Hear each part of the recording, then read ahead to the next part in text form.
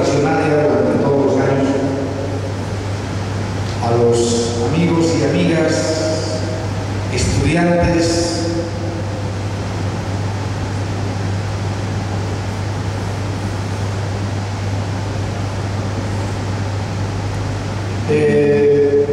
yo recuerdo el año pasado, tuve el privilegio de estar en el foro, pero también tenía otro privilegio de haber hablado al último. Luego me he colocado de primero y me expongo a lo que yo expuse el año pasado. Lo que uno hace lo paga, seguramente así va a ser.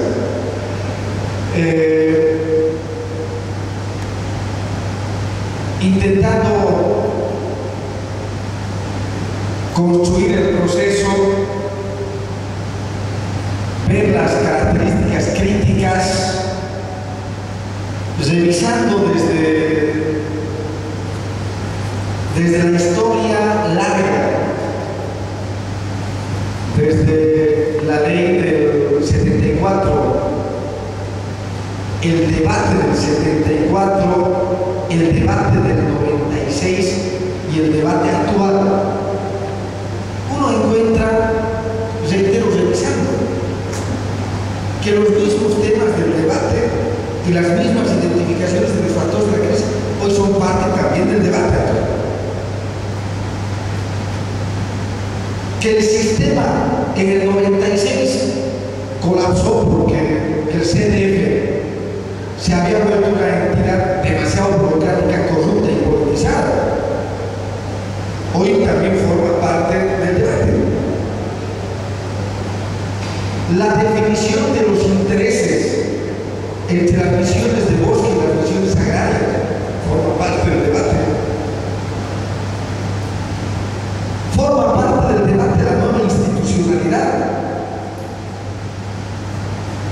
Forma parte del debate los mecanismos de control y de fiscalización. En fin, concesiones, contratos, seguridad jurídica,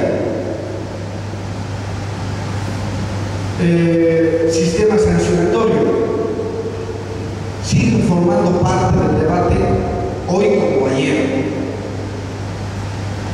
Pero yo quisiera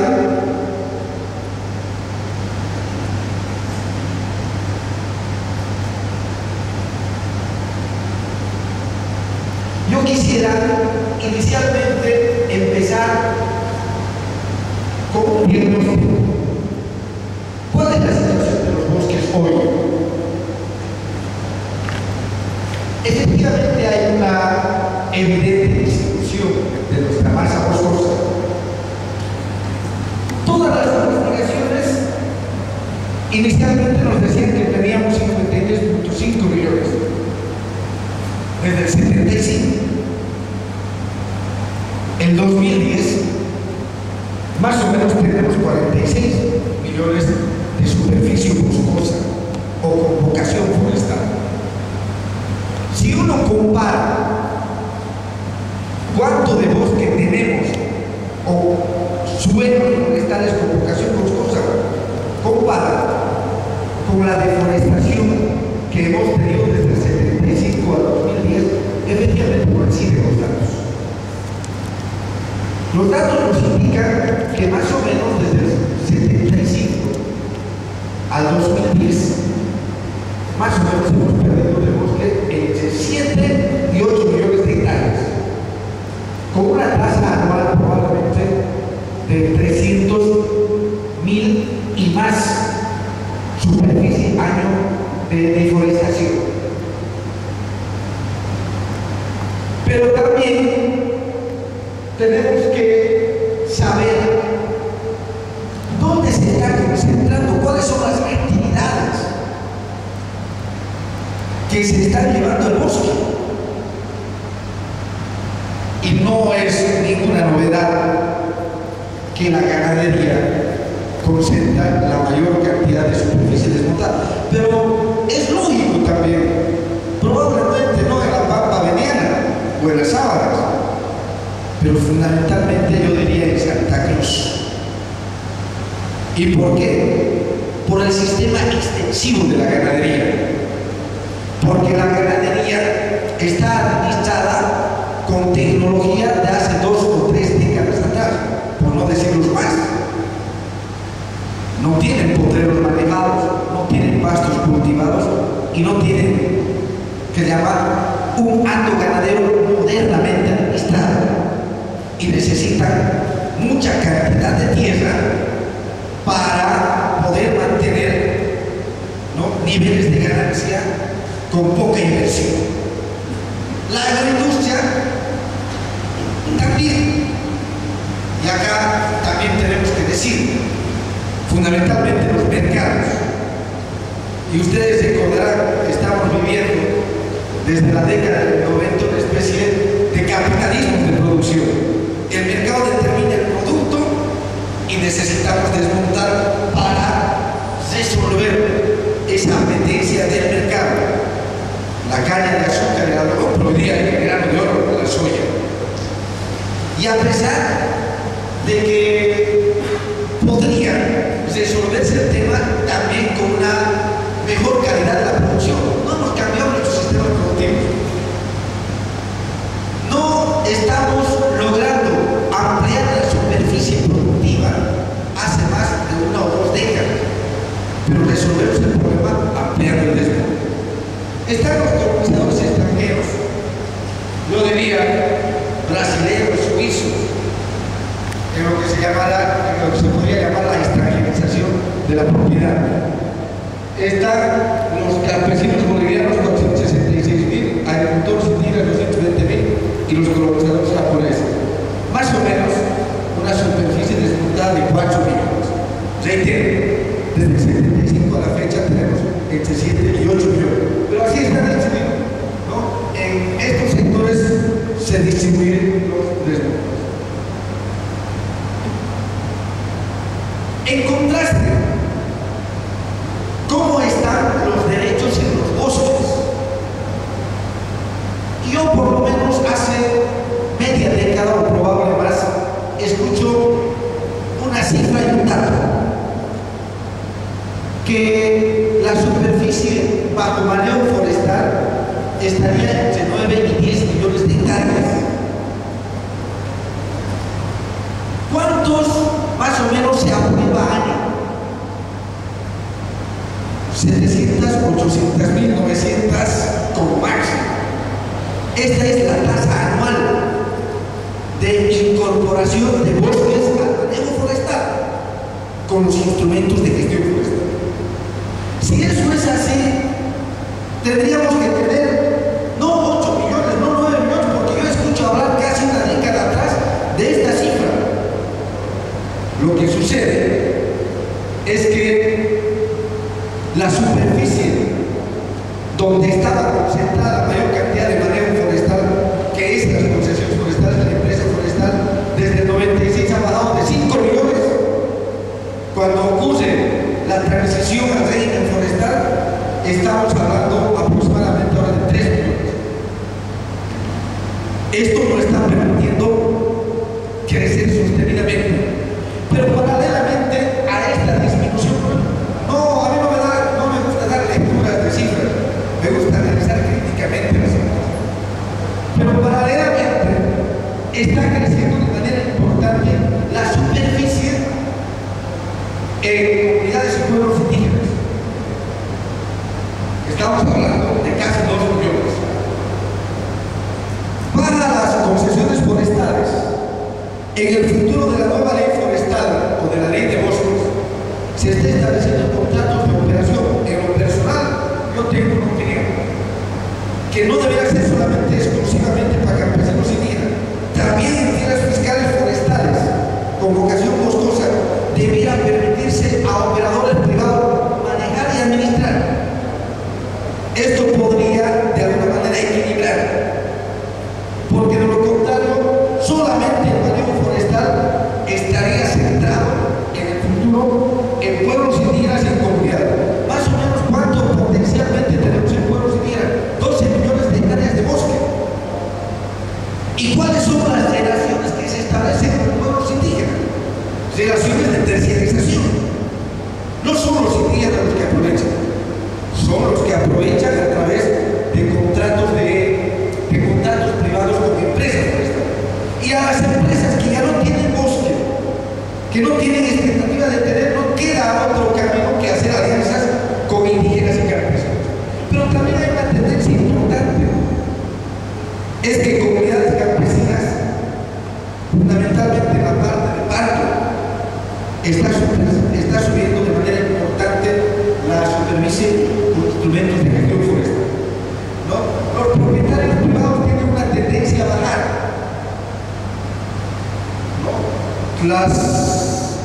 teníamos datos que tenían mayor superficie, crecían más, hoy crecen menos, ¿no? Esta más o menos es la distribución y los derechos que existen.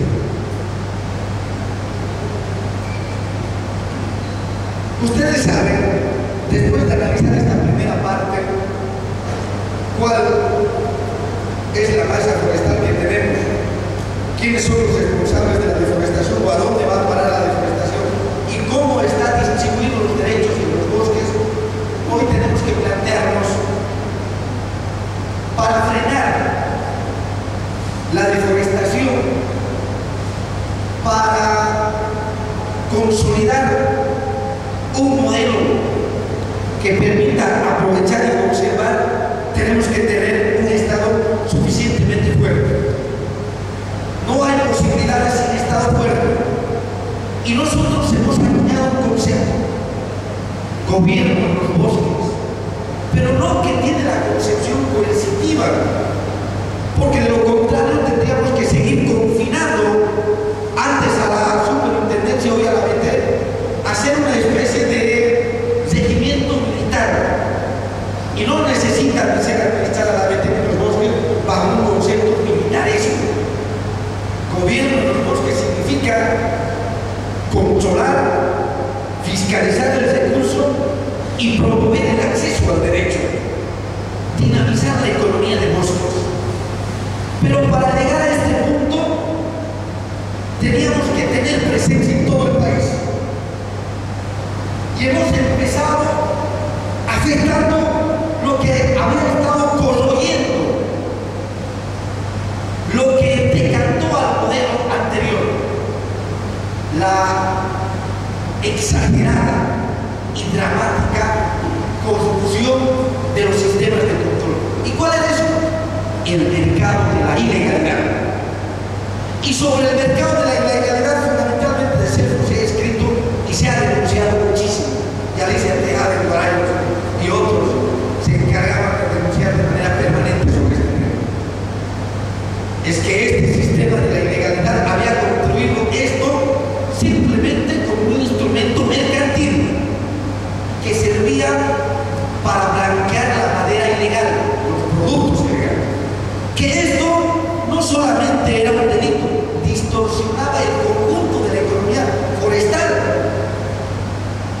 No había una economía sostenible ni sustentada, era demasiado artificial.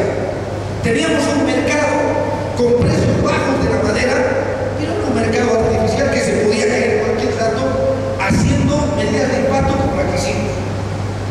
Lo que nosotros hicimos es retirar el mercado del mercado negro, todos los cefos que se vendían en kioscos, los reemplazamos por un sistema de cefos digitalizados.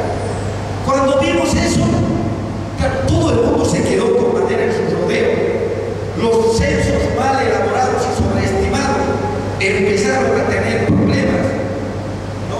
La madera en los aceraderos, es decir, se generó, y tiene razón, público. Se generó un caos, era lógico. Es como entrar a un lugar donde todo casi tiene problemas de organización, de regularidad, y no va a poder salir porque este sistema no va a permitir salir. Para emitir un cefo, primero vamos a ver la madera en el rodeo. Tenemos complicaciones porque no tenemos toda la capacidad para hacerlo.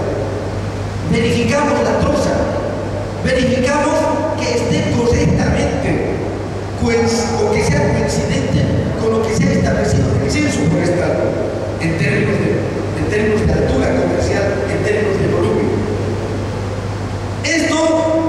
Esta primera medida de impacto, obviamente, que ha logrado lo que hace rato estábamos analizando de manera extraoficial. Más o menos el 80% de la madera ilegal dejó de llegar al mercado. Empezó a fortalecerse la empresa forestal legal, la madera legal. La consecuencia, que la madera empezó a subir como nunca antes.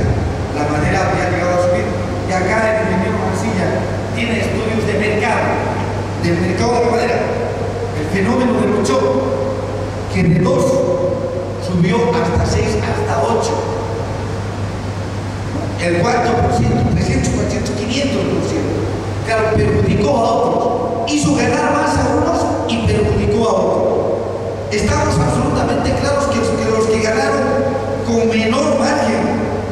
fueron los aprovechadores del bosque, los que extraen la madera en el bosque por sus costos de operación, o los que no tienen derechos forestales, pero ganaron más los que controlan toda la cadena, desde el bosque hasta el destino final.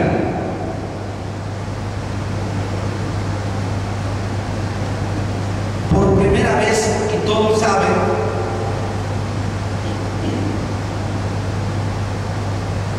hemos fiscalizado los derechos en concesiones forestales. Nunca se había hecho. Las auditorías quinquenales, las auditorías establecidas en la ley, con la experiencia de estos años de haber implementado, yo hoy puedo decir que han sido inaplicables, son inaplicables. La auditoría forestal, a ver, ¿qué entendemos por la auditoría?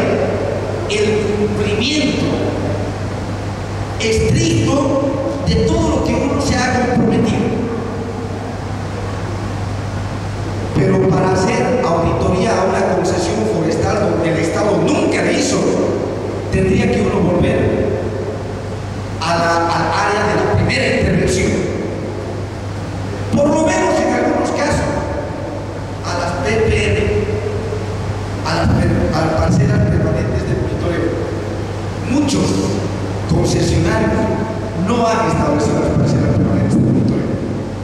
Y volver a la que llama el área de la primera intervención significa casi volver a hacer las mismas operaciones que cuando ingresó.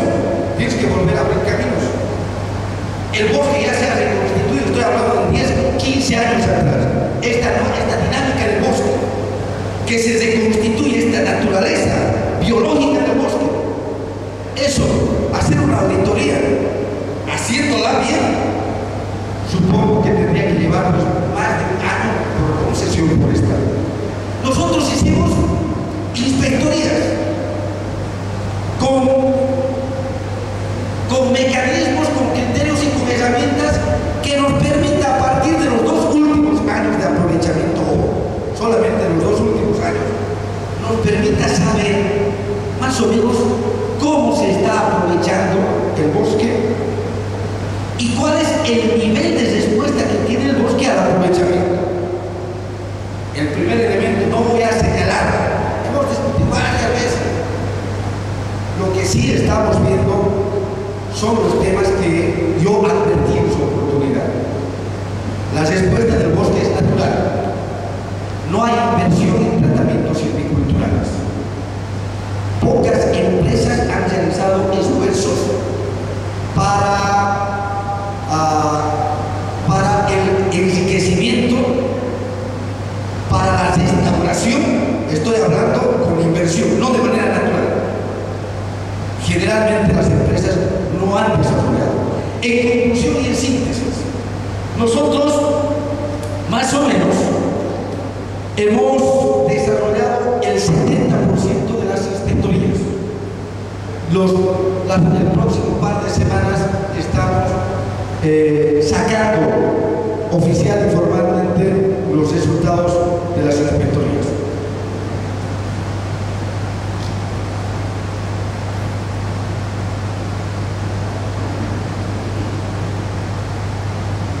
Es importante señalar en este escenario de que estas nuevas medidas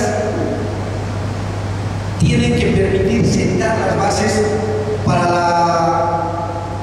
el modelo de la ley de bosques.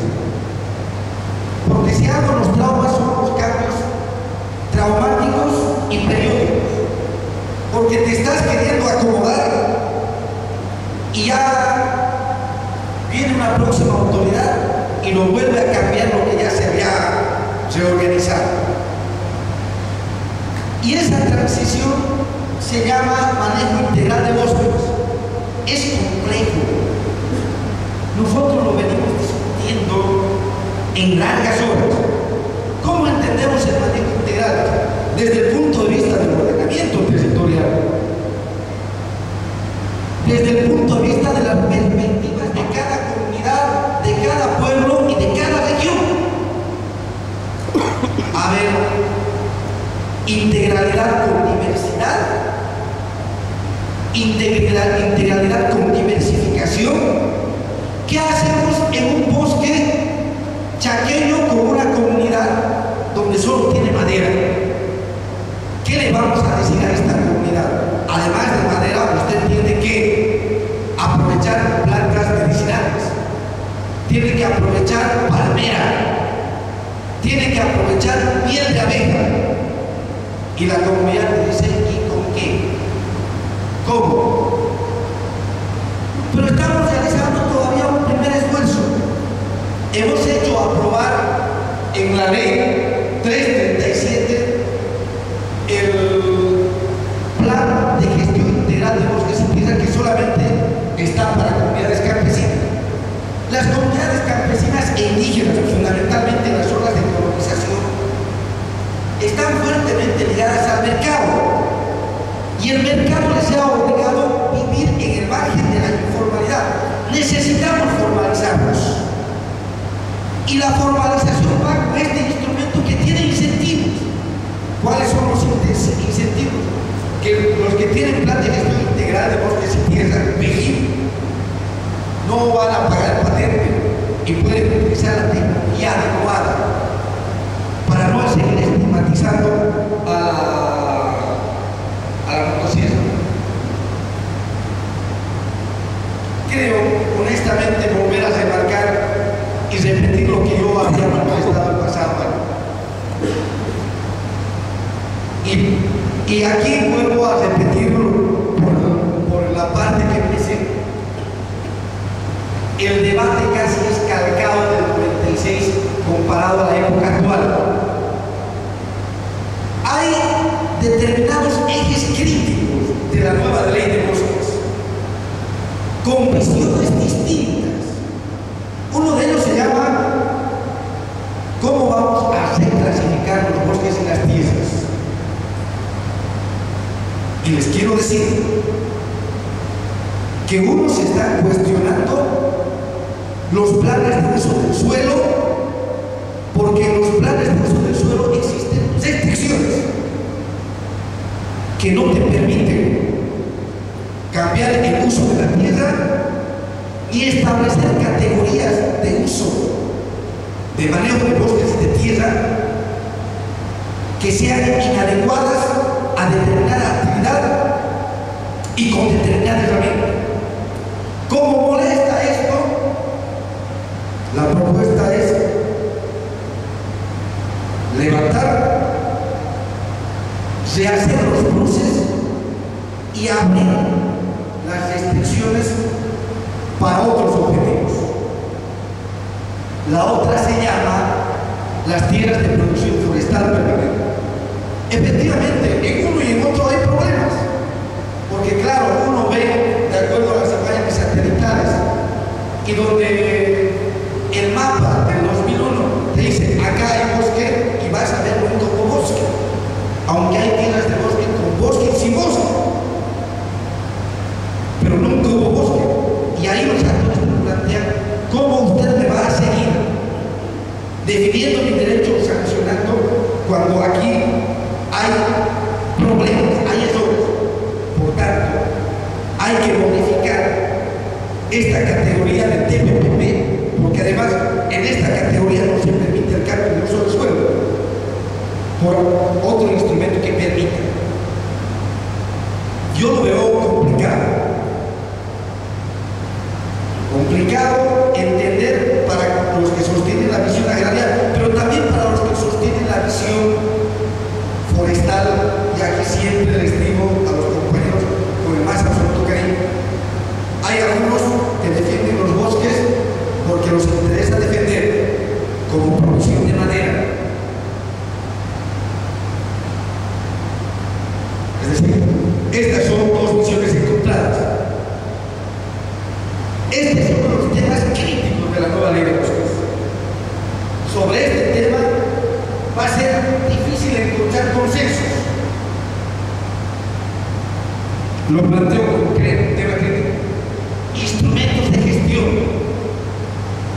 La crítica a los actuales instrumentos de gestión es que se ha medido con los mismos criterios y categorías a sectores que son absolutamente distintos desde el punto de vista cultural, desde el punto de vista económico.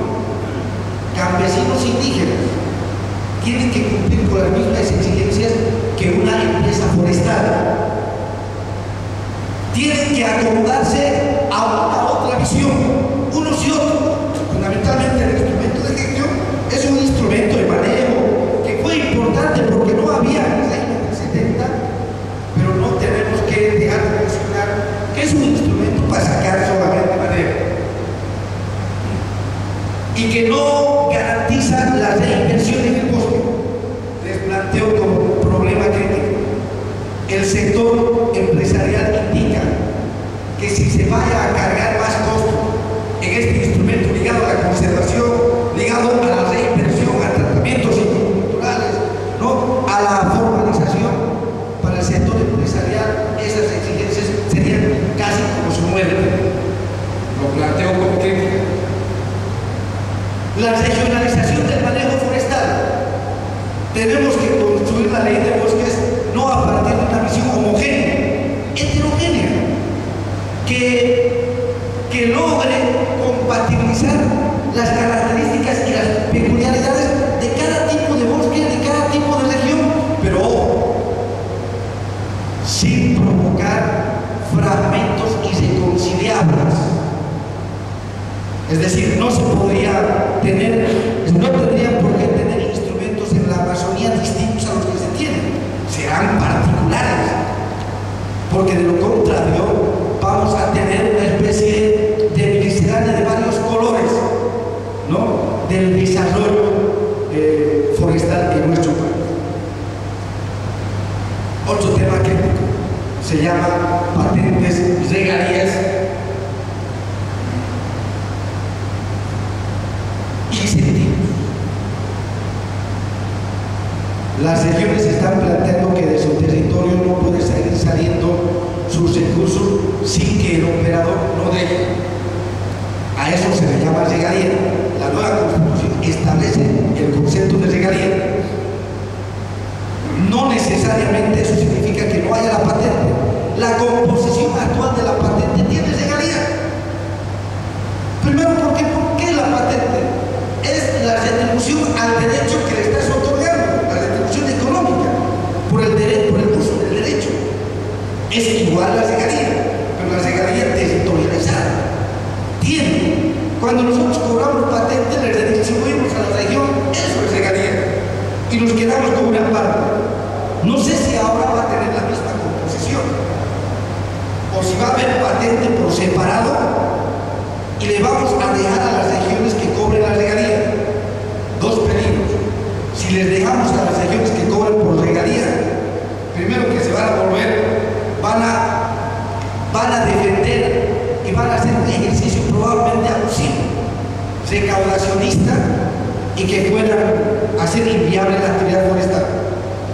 Pero tenemos que ajustar, y el sector empresarial nos está diciendo: no podemos vivir en estas condiciones, estamos mal,